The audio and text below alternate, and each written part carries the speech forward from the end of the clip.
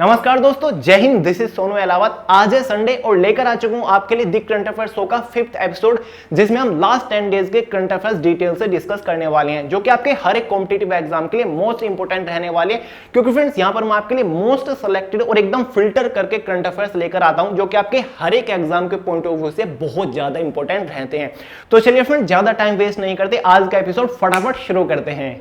तो चलिए बात करते हैं फर्स्ट करंट इवेंट के बारे में। ग्लोबल हंगर इंडेक्स 2020 में भारत को 94वां स्थान प्राप्त हुआ। सबसे पहले समझ लेते हैं कि ग्लोबल हंगर इंडेक्स क्या है। फ्रेंड्स, एक ऐसी रिपोर्ट है जो कि किसी भी देश में रह रहे 5 साल से कम उम्र के बच्चों की मृत्यु दर के अकॉर्डिंग बनाई जाती है। साथ ही उस देश में रह रहे कुपोषित बच्चों के अकॉर्डिंग बनाई जाती है। साथ ही जिन बच्चों की 5 साल से कम उम्र है और उनकी उम्र के अकॉर्डिंग उनके हाइट में कमी है या फिर उनके वजन में कमी है, उनके अकॉर्डिंग बनाई जाती है। साथ ही देश में रह रहे बच्चों के बीच में जो भुखमरी है, उसके अकॉर्डिंग ये एक रिपोर्ट जारी की जाती है। हर साल 2020 में भी ये रिपोर्ट जारी की गई है और भारत को 94वां यानी कि 94 रैंक इस बार मिली है, जो कि काफी पीछे है और काफी डिसअपॉइंटिंग यानी कि निराशाजनक भी रही है। भारत के जो कुछ पड़ोसी देश हैं वो भारत से कहीं ज्यादा आगे हैं। भारत इस बार काफी पीछे रह गया है ईस्ट रैंक में। मैं आपको यहां पर साइड में दिखाता हूं, कुछ भारत के पड़ोसी देशों की रैंक बताऊंगा, साथ ही भारत की। ये देखिए 94 रैंक इंडिया को मिली है। टोटल स्कोर आपका 27.2 भारत में इस बार रहा है। वहीं पर भारत का जो पड़ोसी देश पाकिस्तान है, उसको 88 रैंक मिली है, स्कोर उसका रहा है 24.6। साथ ही म्यांमार को 78 रैंक मिली है, बांग्लादेश को 75, नेपाल को 73 और श्रीलंका को 64 और चाइना तो काफी आगे है। तो फ्रेंड्स, काफी गंभीर मामला है। तो ये इंपॉर्टेंट करंट इवेंट है। ग्लोबल हंगर इंडेक्स 2020 की जो रिपोर्ट जारी हुई है, भारत इस बार 94वें पायदान पर है, जो कि काफी पीछे है। याद रखेगा, रिपोर्ट के अकॉर्डिंग ये भी पता चला है कि इंडिया के अंदर अब भी लगभग 30 करोड़ भूखे सो रहे हैं। तो काफी गंभीर है यार। तो फ्रेंड्स, काफी इंपॉर्टेंट क्वेश्चन है, जरूर आएगा एग्जाम में। याद रखिएगा कि क्या है ग्लोबल हंगर इंडेक्स और भारत को कितनी रैंक मिली है इस बार। नेक्स्ट करंट इवेंट के ऊपर बढ़ते हैं। प्रधानमंत्री मोदी ने शुरू की स्वामित्व योजना। फ्रेंड्स, हाल ही में 11 अक्टूबर को प्रधानमंत्री नरेंद्र मोदी जी ने एक योजना शुरू की है, जिसका नाम है स्वामित्व योजना। इसका मकसद क्या है, यहां पर मैंने लिखा हुआ है, शायद आप देख पा रहे हो। ग्रामीण वासियों को अपनी आवासीय संपत्ति का मालिकाना हक दिलाने में मदद कर रही है ये योजना। शायद आपको पता नहीं चला होगा।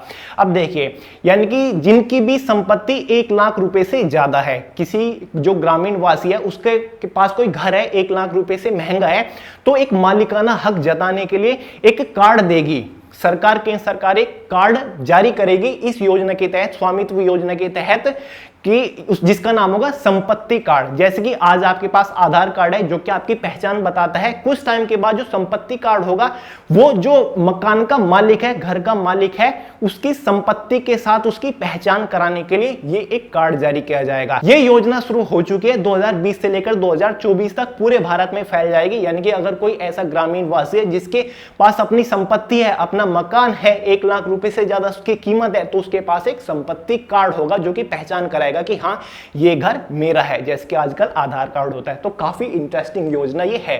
और इस करंट इवेंट से रिलेटेड एक और इंपॉर्टेंट फैक्ट बनता है, जो ये प्रधानमंत्री स्वामित्व योजना लॉन्च की है, ये 2 महान व्यक्तियों की जयंती पर की है। यानी कि 11 अक्टूबर को ये 2 महान व्यक्ति है, इनकी जयंती भी थी, जिनमें से एक है लोकनायक जयप्रकाश नारायण। इनकी जयंती थी 11 अक्टूबर को। ये बड़े समाज सेवी रह चुके हैं, साथ ही ये एक फ्रीडम फाइटर भी रह चुके हैं और इनको भारत रत्न से भी नवाजा जा चुका है। साथ ही इनको मैग्सेसे पुरस्कार भी दिया जा चुका है।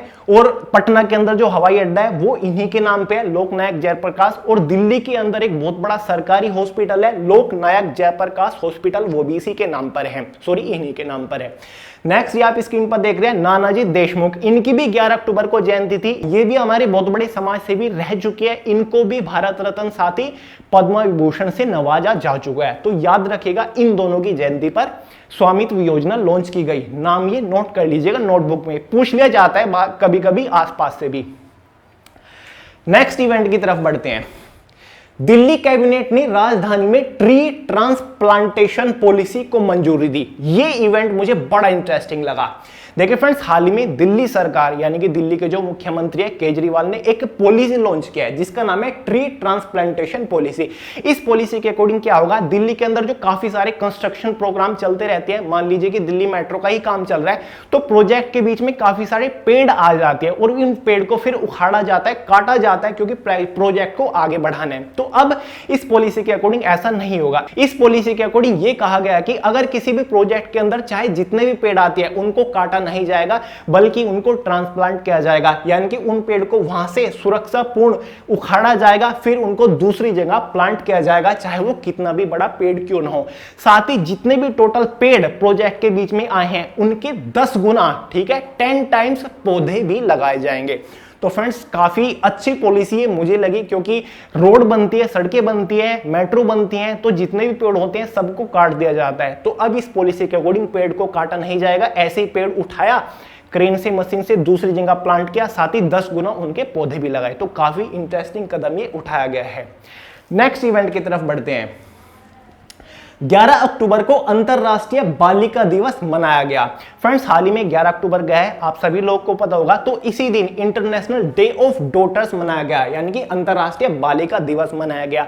यह दिवस क्यों मनाया जाता है? लोगों के अंदर जागरूकता फैलाना है, जो लड़कियां हैं उनको लड़कों के बराबर समाज में अधिकार दिलाना, उनके अधिकारों का संरक्षण करना, उनके रास्ते में जो चुनौती आती है उनसे लड़ने के लिए ये दिवस मनाया जाता है। साथ ही इस दिवस का जो इस बार थीम बड़ा इंपॉर्टेंट होता है, हमारी आवाज और हमारा समान भविष्य है। इस दिवस का थीम था, अंतरराष्ट्रीय बालिका दिवस का थीम, नोट कर लीजिए, बड़ा इंटरेस्टिंग है, डेफिनेटली आपके एग्जाम में जरूर आएगा, क्वेश्चन देख लीजिए, इंपॉर्टेंट है ये।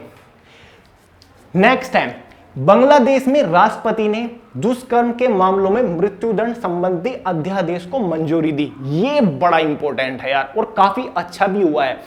फ्रेंड्स, हाल ही में बांग्लादेश के राष्ट्रपति, साइड में आप देख सकते हैं, जिनका नाम है अब्दुल हमीद, इन्होंने एक अध्यादेश को मंजूरी दी जिसके अकॉर्डिंग अगर कोई भी दुष्कर्म होता है, रेप वगैरह कोई भी केस आता है, या फिर कोई भी आरोपी साबित होता है दुष्कर्म का, तो उसको डायरेक्टली मृत्यु दंड दिया जाएगा, ठीक है, यानी कि उसको फांसी की सजा सुनाई जाएगी। अब कोई भी सुनवाई नहीं होगी। तो काफी अच्छा कानून निकला है। मैं तो कहता हूं कि इंडिया के अंदर भी यार ऐसा ही कानून होना चाहिए। जब तक लोग डरेंगे नहीं ना, तब तक नहीं मानेंगे। तो बड़ा इंपॉर्टेंट है, एग्जाम में जरूर आएगा। ये क्वेश्चन बन सकता है कि किस देश में ये अध्यादेश जारी हुआ है कि दुष्कर्म के आरोपी को मृत्यु की सजा दी जाएगी, मृत्यु दंड दिया जाएगा। तो बांग्लादेश। राष्ट्रपति कौन है? प्रेसिडेंट अब्दुल हमीद। बड़ा इंपॉर्टेंट है, याद रखेगा। और काफी अच्छा काम भी इन्होंने किया है यार, काबिले तारीफ है। नेक्स्ट इवेंट की तरफ बढ़ते हैं। जम्मू कश्मीर और लद्दाख को केंद्र सरकार का तोहफा दिया 520 करोड़ रुपए का पैकेज। फ्रेंड्स, आप लोग जानते हैं हाल ही में कुछ टाइम पहले जम्मू कश्मीर और हमारा लद्दाख को नए नए केंद्र शासित प्रदेश बनाया गया है, यानी कि अब स्टेट नहीं रहा, दोनों अलग यूनियन टेरिटोरी बन गए हैं। तो इसी के अकॉर्डिंग हाल ही में केंद्र सरकार ने, यानी कि सेंट्रल गवर्नमेंट ने इन दोनों केंद्र शासित प्रदेश को 520 करोड़ का एक पैकेज दिया। सवाल उठता है कि पैकेज क्यों दिया? वो इसलिए दिया क्योंकि दोनों नए नए केंद्र शासित प्रदेश बने हैं, तो योजनाओं को आगे बढ़ाने के लिए, कार्य को आगे बढ़ाने के लिए जो मिशन होते हैं केंद्र शासित प्रदेशों को, उनको आगे बढ़ाने के लिए, सभी कार्यों को सही तरीके से करने के लिए, लोगों को अच्छी सर्विस प्रोवाइड करने के लिए ये 520 करोड़ का पैकेज जम्मू कश्मीर और लद्दाख को दिया गया है सेंट्रल गवर्नमेंट के थ्रू। क्वेश्चन जरूर बनेगा, इंपॉर्टेंट है। ये आप मैप भी देख सकते हैं, और ये मोदी सरकार ने अनाउंसमेंट की है। नेक्स्ट इवेंट है, डिजिटल युग में हाईटेक कक्षाओं वाला पहला राज्य बना केरल। फ्रेंड्स, आजकल सब जानते हैं डिजिटल इंडिया होता जा रहा है, सब कुछ डिजिटलाइज होता जा रहा है। तो पहली बार ऐसा हुआ है कि जो स्कूल्स हैं, यानी कि क्लासेस हैं, स्पेशली गवर्नमेंट स्कूल, जो प्राइमरी स्कूल होते हैं हमारे, सेकेंडरी स्कूल होते हैं, गवर्नमेंट स्कूल, वो वहां पर भी मतलब स्मार्ट क्लासेस होंगी, यानी कि बिल्कुल एकदम डिजिटल हाईटेक क्लासेस होंगी। और ऐसा पहला राज्य बन गया हमारा केरल, यानी कि केरल गवर्नमेंट ने इसके ऊपर काम शुरू कर दिया कि केरल ऐसा पहला राज्य बनेगा जिसमें स्कूल में एकदम हाईटेक क्लासेस, एकदम स्मार्ट क्लासेस, एकदम कंप्यूटर्स लैब, सब कुछ एकदम हाईटेक रहने वाला है। आपने सुना होगा अभी तक प्राइमरी गवर्नमेंट स्कूल में ऐसा नहीं होता था, बहुत ही पीछे चली हुई थी, स्थिति बहुत खराब थी गवर्नमेंट स्कूल की। तो अब ये केरल में होने जा रहा है। आपको तो पता ही है साक्षरता दर जो सबसे ज्यादा है वो हमारी केरल की ही है, 2011 की जनगणना के अनुसार ये पता चलाता है। तो ये देखिए 16,000 सेकेंडरी स्कूल और प्राइमरी स्कूल अब हाईटेक क्लासरूम और लैब से सुसज्जित होंगे। इसके लिए सरकार ने 595 करोड़ का खर्च किया है। टोटल 595 करोड़ इस काम के लिए लगे हैं। तो ऐसे क्वेश्चन जरूर आते हैं कि कौन सा राज्य पहला बना, ये काम किस राज्य ने किया, तो ये काम केरल राज्य ने किया है। फ्रेंड्स, साक्षरता दर इसकी बहुत जबरदस्त है। सबसे ज्यादा पढ़े लिखे जो लोग पाए जाते हैं वो केरल के अंदर ही पाए जाते हैं। देखिए साल 2011 की जनगणना बताती है कि केरल राज्य में कुल 93.91% लोग साक्षर हैं। तो फ्रेंड्स, एकदम अब हाईटेक होने वाले हैं गवर्नमेंट स्कूल भी, चाहे वो प्राइमरी हो या फिर सेकेंडरी हो। तो यार अब सब गवर्नमेंट स्कूल की तरफ बढ़ने वाले हैं। नेक्स्ट इवेंट की तरफ बढ़ते हैं। 15 अक्टूबर को विश्व छात्र दिवस मनाया गया। फ्रेंड्स, जितनी भी इंपॉर्टेंट डेट्स हैं बड़ी इंपॉर्टेंट है। हाल ही में मैं आपके लिए एक लेक्चर लेकर आया था सेपरेट, जिसमें मैंने आपको ऑलमोस्ट सभी इंपॉर्टेंट डेट्स कवर करा दी थी। तो जो मैं आपको daily the current affair show में एवरी संडे कराता हूं, उनको भी फोकस करते रहिएगा, सभी इंपॉर्टेंट है। तो फ्रेंड्स, हाल ही में विश्व छात्र दिवस यानी कि वर्ल्ड स्टूडेंट डे मनाया गया 15 अक्टूबर को। सवाल उठता है कि क्यों मनाया गया, इसका मकसद क्या है। फ्रेंड्स, शिक्षा को लिए लोगों को जागरूक करना, यही काम है। जितने भी इंपॉर्टेंट डेट्स होते हैं उनका काम यही होता है कि लोगों को जागरूक करना, ताकि ये चीज नोटिस हो सके। अब ये क्यों मनता है, क्यों मनाया जाता है। फ्रेंड्स, 2010 में हमारे जो पूर्व राष्ट्रपति हैं एपीजे अब्दुल कलाम के 79 यानी कि 79वें जन्म दिवस पर जो हमारा यूनाइटेड स्टेट ने ये अनाउंसमेंट की थी कि अब से स्टूडेंट डे मनाया जाएगा। ठीक है, इनके अकॉर्डिंग इनकी जन्म दिवस पर ये लॉन्च किया गया था और ये इंटरनेशनल भारतीय थे। और देखिए जो स्टूडेंट डे है इनके नाम पर वो इंटरनेशनली मनाया जा रहा है, तो कितनी बड़ी बात है। तो ये दिवस मनाना स्टार्ट हुआ। आप लोग जानते एपीजे अब्दुल कलाम हमारे 11वें राष्ट्रपति थे। 2002 से लेकर 2007 तक ये राष्ट्रपति पद पर रहे थे। नेक्स्ट है, भारत म्यांमार को जल्द सौंपेगा पहला पनडुब्बी सिंधुवीर। फ्रेंड्स, भारत की जो नौसेना है आईएनएस के पास एक पनडुब्बी है जिसका नाम है सिंधुवीर। ठीक है, अब वो म्यांमार को लीज पर देने वाला है, यानी कि एक तरीके से लैंड पर देने वाला है, उधार देने वाला है। क्यों देने वाला है, सब लोग को पता है। भारत और चाइना के बीच में थोड़ी तानातनी चली हुई है, इसी की वजह से अपनी सुरक्षा समझौते हुए थे भारत के पड़ोसी देशों के साथ, साथ ही म्यांमार के साथ भी। इसलिए सुरक्षित रहने के लिए भारत म्यांमार को ये पनडुब्बी लीज पर दे रहा है, ताकि जो म्यांमार की नेवी है वो अपने परीक्षण वगैरह कर सके। क्योंकि फ्रेंड्स, जो चाइना है उसकी भी सभी भारत के पड़ोसी देशों के ऊपर नजर बनी हुई है कि वो उनको अपनी तरफ कर सके, उनको आर्थिक मदद देके अपनी तरफ कर सके, उनके राजनीतिक इसमें भी घुस रहा है वो। तो इसी वजह से भारत को ये कदम उठाना पड़ा। और पहले से ही म्यांमार के साथ थोड़े संबंध ठीक है भारत के, तो इसी वजह से इसने अपनी पनडुब्बी जिसका नाम है सिंधुवीर लीज पर दी है, ये घोषणा कर दिया भारत ने। और ऐसा पहली बार हुआ है, बहुत ही विशाल पनडुब्बी है। तो ये म्यांमार को लीज पर दी है हाल ही में भारत ने। नेक्स्ट है, रक्षा मंत्री राजनाथ सिंह ने वीडियो कॉन्फ्रेंसिंग के जरिए 44 पुल यानी कि 44 पुलों का उद्घाटन किया। और फ्रेंड्स, ये रिकॉर्ड बना है कि एक साथ। नेक्स्ट है, रक्षा मंत्री राजनाथ सिंह ने वीडियो कॉन्फ्रेंसिंग के जरिए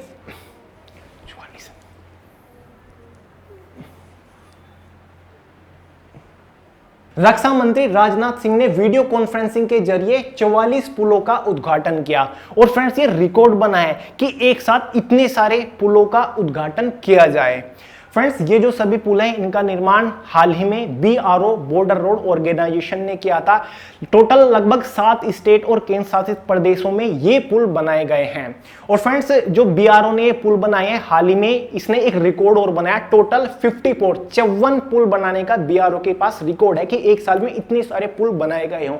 तो ये जो हमारे टोटल पुल है जिनका उद्घाटन किया गया 40 पुल है, वो हमारे 10 पुल जम्मू कश्मीर में है, साथ ही 7 पुल लद्दाख में है जो कि केंद्र शासित प्रदेश है, 2 पुल हिमाचल प्रदेश में है, 4 पुल पंजाब में बनाए गए हैं, साथ ही 8 पुल उत्तराखंड में बनाए गए हैं, साथ ही 8 पुल और अरुणाचल प्रदेश में बनाए गए हैं, साथ ही 4 पुल सिक्किम में बनाए गए हैं। तो ये लिस्ट है, इंपोर्टेंट तो नहीं है लेकिन फिर भी आप इसको नोट कर लीजिएगा, ज्यादा इंपोर्टेंट यही है क्योंकि ये एक रिकॉर्ड बना है। एक साथ 44 पुलों का उद्घाटन किया गया है राजनाथ सिंह के थ्रू। तो क्वेश्चन कैसे भी बन सकता है कि एक साथ 44 पुलों का उद्घाटन किसने किया है वीडियो कॉन्फ्रेंसिंग के जरिए? राजनाथ सिंह ने किया है। क्वेश्चन ये भी बन सकता है कि एक साथ कितने पुलों का उद्घाटन किया गया? 44 पुलों का किया गया।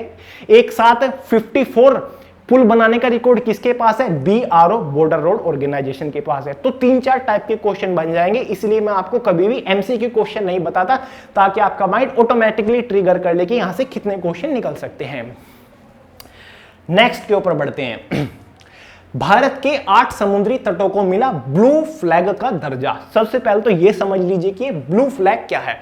फ्रेंड्स, ये ब्लू फ्लैग उन देशों के समुद्री तटों को मिलता है जहां पर सबसे क्लीन बीचेस है। समुद्र तट मतलब बीच है, साथ ही वहां का एटमॉस्फेयर एकदम बेस्ट है, क्लीन साफ सुथरे बीचेस जो हैं सबसे बेस्ट पूरी दुनिया में, उनको ये ब्लू फ्लैग दिया जाता है। और वहां का जो पर्यावरण है वो भी साफ होना चाहिए।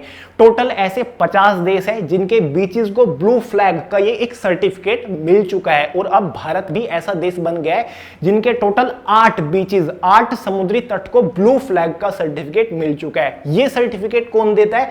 Foundation for environment education certificate ये प्रोवाइड करती है। साथ ही देख लेते हैं कौन कौन से बीचेस को ये मतलब ब्लू फ्लैग मिला है। हमारी बीच इंक्लूड है शिवराजपुर द्वारका गुजरात में है, इसको मिला है। साथ ही गोहला दीहू में है, साथ ही कसारकोड एंड पदा बिधिरी कर्नाटक में, अजीब सा नाम है। साथ ही कप्पाड़ केरला में है, साथ ही रस्की कोंडा आंध्र प्रदेश में है, गोल्डन पुरी उड़ीसा में पड़ता है, साथ ही राधानगर अंडमान एंड निकोबार जो आइलैंड पे पड़ता है। तो इन टोटल 8 बीचेस को ब्लू फ्लैग का टैग मिल चुका है। इंपॉर्टेंट है, याद रखिएगा। साथ ही प्रकाश जावड़ेकर जी ने भी ये कहा है ट्वीट करके कि एक बहुत बड़ी अचीवमेंट भी मानी जा रही है क्योंकि टोटल 50 देशों को ये मिला है और उनमें एक भारत भी शामिल हो गया है। नेक्स्ट है, एशिया की सबसे लंबी टनल रोड का कार्य जम्मू कश्मीर में शुरू कर दिया गया है। फ्रेंड्स, एशिया विश्व का सबसे बड़ा कॉन्टिनेंट है जिसके अंदर लगभग 49 कंट्रीज इंक्लूड है। तो एशिया को जो सबसे बड़ा रोड टनल है वो भारत के अंदर बनने जा रहा है। और कहां पर बनने जा रहा है? जम्मू कश्मीर के अंदर बनने जा रहा है। और इस जो रोड टनल का कार्य भी शुरू हो चुका है, कुछ ही टाइम में तैयार हो जाएगा। और इस टनल का नाम क्या है? वो हमारा जोजिला टनल। आपको पता है जम्मू कश्मीर में एक दरार पड़ती है, यानी कि एक पास पड़ता है जिसका नाम है जोजिला दरार, उसके जस्ट नीचे ये एक टनल बनाई जा रही है। फ्रेंड, जो ये पहले रास्ता था ओपन सड़क थी, ये मतलब जो बर्फीला मौसम आता था उसमें ब्लॉक हो जाता था बर्फ की वजह से, और जिस वजह से इस रास्ते को बंद किया जाता था। तो जब ये टनल बन के तैयार हो जाएगी तो ये रास्ता हमेशा खुला रहेगा क्योंकि टनल है, बर्फ चाहे कितनी पड़े कोई भी नुकसान नहीं होगा, रास्ता हमेशा चलता रहेगा। और मतलब जो फाइनेंशियली काफी हेल्प मिलेगी और मतलब सांस्कृतिक रूप से भी, क्योंकि विजिटर्स ज्यादा आएंगे जम्मू कश्मीर को, तो जम्मू कश्मीर में काफी हेल्प मिलने वाली है। तो देख लेते हैं जो जोजिला टनल है कहां से कहां तक बनेगी और इसकी लंबाई कितनी है, क्योंकि एशिया की सबसे लंबी टनल होने वाली है भारत के अंदर।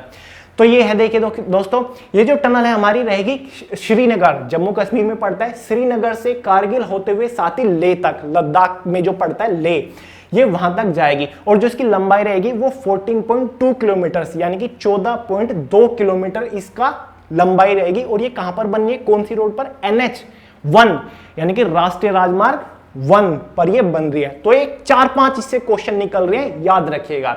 श्रीनगर से लेह तक बन रही है, 14.2 इसकी लंबाई है और ये NH1 पर बन रही है जम्मू कश्मीर के अंदर जोजिला टनल। नेक्स्ट है, T20 में 10,000 रन बनाने वाले शोएब मलिक बने एशिया के पहले बल्लेबाज। फिर से बात हो रही है एशिया की, क्योंकि एशिया सबसे बड़ा कॉन्टिनेंट है विश्व का। तो फ्रेंड्स, यहां पर भी एक रिकॉर्ड बना है। पाकिस्तान के पूर्व कप्तान जिनका नाम है शोएब मलिक, इन्होंने एक रिकॉर्ड अपने नाम पर कर लिया है। एशिया के ऐसे पहले बल्लेबाज बन गए जिन्होंने T20 में 10,000 रन बनाने का रिकॉर्ड बना दिया है। जो आप स्क्रीन पर देख रहे हैं यही है शोएब मलिक, जिन्होंने ये रिकॉर्ड अपने नाम पर किया है। वैसे तो आप इन्हें जानते होंगे अगर आप एक क्रिकेट लवर होंगे। ये इंपॉर्टेंट इसलिए because he is the husband of Sania Mirza, जो कि एक इंडियन टेनिस प्लेयर हैं। फ्रेंड्स, क्वेश्चन ये भी बन सकता है कि ऐसा वर्ल्ड में कौन है नंबर 1 पर जिसने 10,000 रन बनाए हैं T20 में? बन सकता है ना? तो ऐसा क्रिस गेल है एक प्लेयर जिन्होंने 10,000 रन बनाए थे। साथ ही सेकंड नंबर पर कौन है हमारा, इंटरनेशनली की मैं बात कर रहा हूं, वो हमारे पोलार्ड हैं, ठीक है। और थर्ड नंबर पर, वर्ल्ड में थर्ड नंबर पर आते हैं ये शोएब मलिक, और एशिया में नंबर 1 पर है, वर्ल्ड में तीसरे नंबर पर है T20 में 10,000 रन पूरे करने वाले। तो याद रखेगा, इंपॉर्टेंट है, एग्जाम में जरूर पूछी जाती है खेल से संबंधित प्रश्न। नेक्स्ट करंट इवेंट की तरफ बढ़ते हैं। राजमाता विजया राजे सिंधिया के जन्म शताब्दी पर पीएम मोदी ने 100 रुपए का सिक्का जारी किया। ये थोड़ा सा इंपॉर्टेंट है फ्रेंड्स। हाल ही में पीएम मोदी ने एक 100 रुपए का सिक्का जारी किया है, जो कि राजमाता विजया राजे सिंधिया की जन्म शताब्दी के बाद किया गया, यानी कि उन्होंने अपने 100 साल पूरे कर लिए थे, जिसके बाद ये उनके सम्मान में पीएम मोदी ने एक सिक्का जारी किया। अब समझ लेते कि राजमाता विजया राजे सिंधिया कौन थी। सिक्के ऐसे दिखाई देते हैं, आप देख लीजिएगा।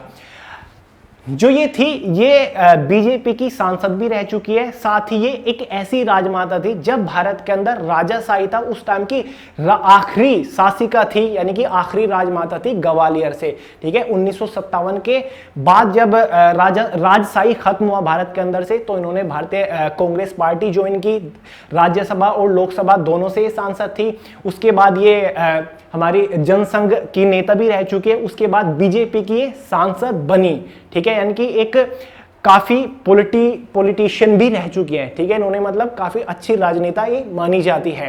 इन्हीं के सम्मान में एक वीडियो कॉन्फ्रेंसिंग के जरिए इन्होंने पीएम मोदी ने एक सिक्का जारी किया, 100 रुपए का सिक्का। अब ये मत समझ लीजिए कि वो 100 रुपए का सिक्का कुछ टाइम के बाद आपके हाथ में आएगा, आप उसे ऐसे चला रहे होंगे जैसे आजकल 10-10, 5-5 रुपए के सिक्के चलते हैं। नहीं, वो जो सिक्का है वो एक स्मारक है। ये देखिए, विजय राजे सिंधिया जी के सम्मान में विशेष स्मारक सिक्के का विमोचन किया गया, यानी कि स्मारक सिक्का एक स्मृति है, यानी कि वो सिक्का म्यूजियम में रखने के लिए कुछ टाइम के बाद उसकी बोली लगेगी और म्यूजियम में रखा जाएगा वो, ठीक है, इनके सम्मान के लिए, ना कि ऐसे पब्लिक डोमेन में वो चलेगा। तो ये इंपॉर्टेंट है, याद रखिएगा। इनका जो जन्म हुआ था 12 अक्टूबर 1919 में हुआ था। 2019 में इन्होंने 100 साल पूरे कर लिए थे, जिसके बाद 2020 में ये सिक्का 12 अक्टूबर को जारी किया गया पीएम मोदी जी के थ्रू। इंपॉर्टेंट है, 100 रुपए का सिक्का जारी हो चुका है। ऐसा हो सकता है कि आगे चलकर कुछ साल के बाद वो पब्लिक डोमेन में भी आ जाए, यानी कि सिक्के बनने लग जाए और पब्लिक भी उसे यूज कर सके। नेक्स्ट करंट इवेंट की तरफ बढ़ते हैं और आज के एपिसोड का लास्ट है। हिंदुस्तान जिंक लिमिटेड ने कारखाना लगाने के लिए गुजरात सरकार के साथ समझौता किया। फ्रेंड्स, हिंदुस्तान जिंक लिमिटेड एक जिंक प्रोड्यूस करने वाली बहुत बड़ी कंपनी है, जिसने हाल ही में गुजरात सरकार के साथ एक समझौता किया कि हम अपना कारखाना गुजरात के अंदर भी लगाना चाहते हैं। जो समझौता कंप्लीट हो चुका है, यानी कि गुजरात सरकार ने हिंदुस्तान जिंक लिमिटेड को परमिशन दे दी है कारखाना लगाने के लिए। फ्रेंड्स, इस समझौते से गुजरात राज्य को बहुत बड़ा बेनिफिट मिलने वाला है। क्यों, मैं आपको आगे बताऊंगा। फ्रेंड्स, जो हिंदुस्तान जिंक लिमिटेड है, ये वर्ल्ड की काफी बड़ी कंपनी है, जो कि वर्ल्ड के अंदर सेकंड नंबर पर आती है जिंक प्रोड्यूस करने के मामले में। फ्रेंड्स, ये कंपनी गुजरात के अंदर लगभग 415 एकड़ में अपना कारखाना बनाएगी। तो एक ऐसा ही बड़ा प्लांट लगेगा। तो फ्रेंड्स, बेनिफिट क्या मिलेगा गुजरात को? इससे कंपनी लगभग 5,000 से 10,000 करोड़ रुपए निवेश करेगी कारखाना बनाने में, ठीक है। और साथ ही 5,000 नौकरियां भी सर्जित होंगी। इतना बड़ा कारखाना लगेगा तो डेफिनेटली गुजरात के अंदर नौकरियां बहुत ज्यादा मिलने वाली है। तो 5,000 नौकरियां मिलेंगी गुजरात वालों को। तो बहुत बड़ा फैसला है। फ्रेंड, जो ये हिंदुस्तान जिंक लिमिटेड है, एक कंपनी है बहुत बड़ी, वेदांता।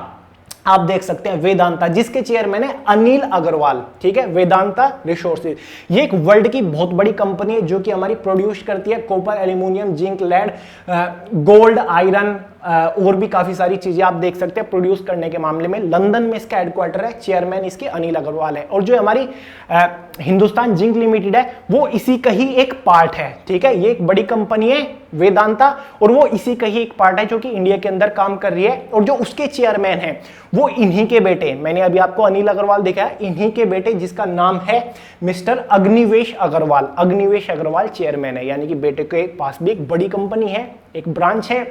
और फ्रेंड्स, ये आप स्क्रीन पर देख रहे हैं, ये गुजरात के सीएम है, जिनका नाम विजय रूपानी है। इनके बीच में समझौता हुआ है, इन्होंने ये डील क्रैक की होगी, क्योंकि ये हिंदुस्तान जिंक लिमिटेड के फिलहाल चेयरमैन है। किसी ने भी किया उससे फर्क नहीं पड़ता, बस ये याद रखेगा गुजरात सरकार और हिंदुस्तान जिंक लिमिटेड के अंदर ये समझौता हुआ है कि एक बड़ा कारखाना खुलने जा रहा है। तो फ्रेंड्स, ये था हमारा लास्ट आज का करंट इवेंट। तो बताइए कैसा लगा।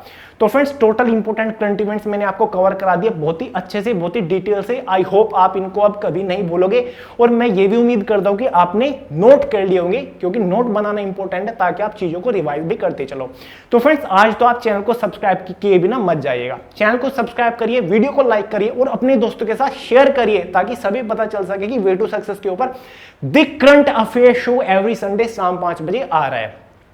तो चलिए फ्रेंड्स आज के इस वीडियो में इतना ही था। मिलते हैं अगले लेक्चर में बहुत जल्द, तब तक के लिए जय हिंद।